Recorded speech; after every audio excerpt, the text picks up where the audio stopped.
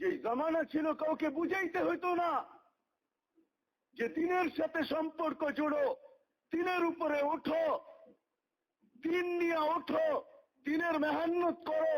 এক জামানা ছিল, এটা বুঝাইতে হইতো না। ওই জামানার বাচ্চা বাচ্চা জানতো যে আমি দিনের উপরে উঠবো, দিনও সালামত, আমিও সালামত। আমি দিনের উপরে উঠবো না, আমিও সালামত না, দিনও সালামত না।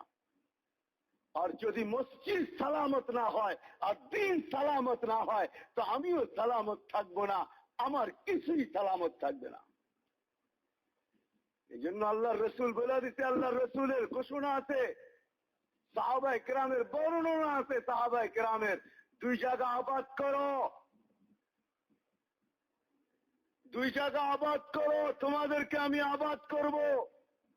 আল্লাহর ওয়াদা, দুই জায়গা আবাদ করো, তোমাদেরকে আমি আবাদ করব। আবাদ বুঝেন কি?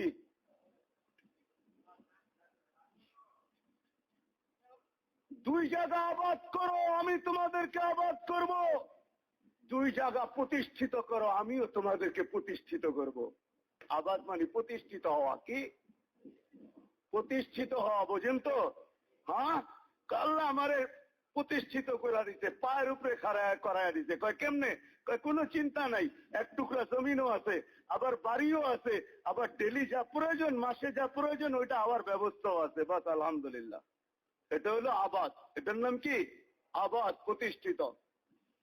বলে দুই জায়গার সাথে তাল্লুক জোড়ো, আল্লাহ তোমাকে আবাদ করবে। তোমার তাল্লুক আল্লাহর সাথে হবে, আল্লাহর সাথে হবে। তোমার তাল্লুক উর্দু জগতের সাথে হবে। তখন তোমার তাল্লুক যদি আল্লাহর সাথে হয়, তোমার তাল্লুক যদি উর্দু জগতের সাথে হয়, এই দুই জায়গার সাথে যদি তোমার তাল্লুক হয়ে যায়, আল্লাহর সাথে তাল্লুক, উর্দু জগতের সাথে তাল্লুক, দুই জায়গা যদি তুমি আবাদ করে দাও তো আল্লাহ তোমাকে আবাদ করে দুই জায়গায় আবাদ করে দিবে। তুমিও প্রতিষ্ঠিত হবে, দুনিয়ায়ও প্রতিষ্ঠিত, তুমি আখিরাতেও তুমি প্রতিষ্ঠিত। তোমার তাল্লুক সম্পর্ক যদি দুই জিনিসের সাথে হয় তো তোমার সম্পর্ক, তুমি দুই জিনিসের সাথে সম্পর্ক জোড়ো, তোমার সম্পর্ক দুই জিনিসের সাথে হবে। একটা আল্লাহর সাথে হবে, আরেকটা উর্দু জগতের সাথে হবে। তখন নির্ম জগৎওয়ালারা তোমার সামনে জিরু হবে, জিরু। নির্ম জগৎওয়ালারা তোমার সামনে কি হবে? জিরো।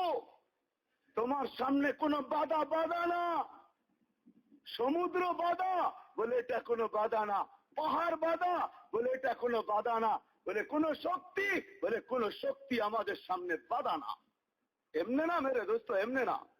আমি দু চারটা আপনাদেরকে টাচ দিতেছি, এমনে না।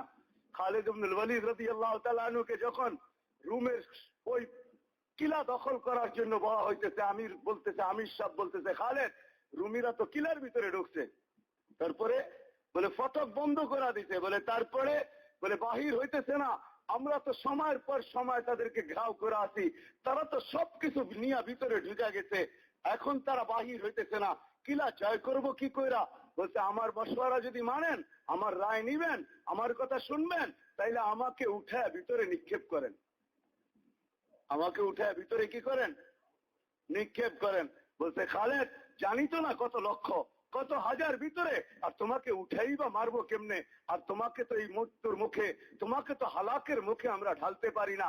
তো বলছে খালেদ রাদিয়াল্লাহু তাআলা আনহু বলছেন, তোমরা যখন পারবে না তো তোমরা অপেক্ষা করো।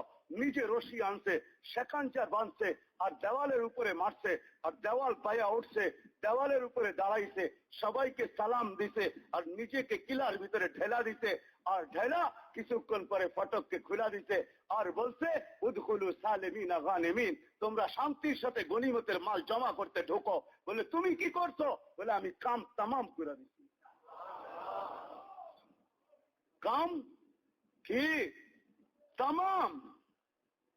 60,000 সামনে জিজ্ঞাসা করতেছে খালেদ কাম তরিত? বলে ওয়াহিদ ইয়াকফি বিনাফসি, আমি একা যথেষ্ট। বলে কুল্লুহুম বিসালাসিল, সবাই বেড়িতে বাঁধা, সবার পায়ে ছিল